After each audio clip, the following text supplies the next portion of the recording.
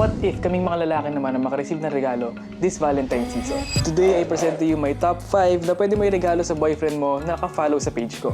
For my top 5, Momo Monte Carlo steering wheel. And panigurado kung naka-follow siya sa akin, mahilig siya sa sasakyan. At kung gusto niya naman yung deep dish, pwede rin yung Momo Mod 07. Ito yung dalawang steering wheel na meron ako na ginagamit ko sa Thrustmaster T300 RS ko.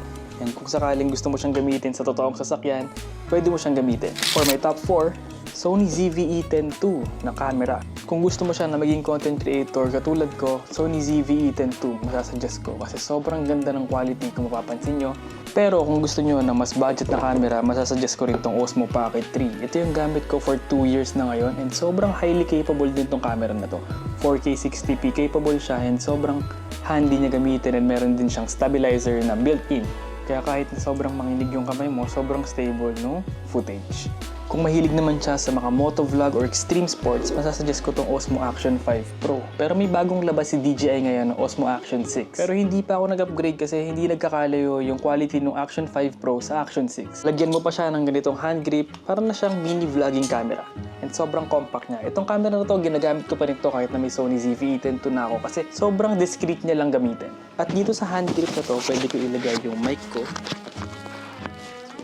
Diyan yung mic ko and habang nag-vlog ako, nakatutok yung mic sa akin so marireceive pa rin niya yung voice ko. So sobrang marirecommend ko rin tong camera na to and yung hand grip niya. Sobrang high quality rin niya. For my top 3, Apple MacBook Pro. Sa panahon ngayon, hindi na sapat na sa cellphone ka na nag-edit. Kaya kung gusto mo na maging mas high quality yung mga videos mo, sa laptop ka mag-video edit. Itong MacBook Pro 14 inches ko, halos 2 years ko na siyang gamit and masasabi ko na sobrang highly capable niyang laptop. At wala pa akong balak mag-upgrade for the next 2 years, 3 years kasi sobrang solid niyang laptop. Parehasan mo pa siya ng Magic Keyboard at ng Magic Mouse. Sobrang solid na setup. For my top 2, Tomica Collectible Diecast Cars. Itong mga Tomica Diecast cars, sobrang sarap niyang tignan kapag naka-display sa kwarto, lalo na kapag marami sila kasi para kang merong sariling parking ng sasakyan. And habang hindi mo pa kayang bilhin, kapag nakita mo siya, parang nagkakaroon ka sa utak mo na soon makakabili rin ako nito. And sobrang nakaka-motivate din siya. At ang kinagandahan pa sa mga ganitong Tomica Diecast cars, nag-i-increase yung value niya over time kasi nagiging mas rare siya. So ito, marirecommend ko rin na regalo sa boyfriend mo. And for my top 1, time, effort, and appreciation. Yun dapat yung number 1 kasi itong mga regalo dapat number 2 lang yan kasi yung mga gifts, binibigay mo lang yan para mapakita mo na na-appreciate mo yung tao and yung mga nagagawa niya sa relationship nyo.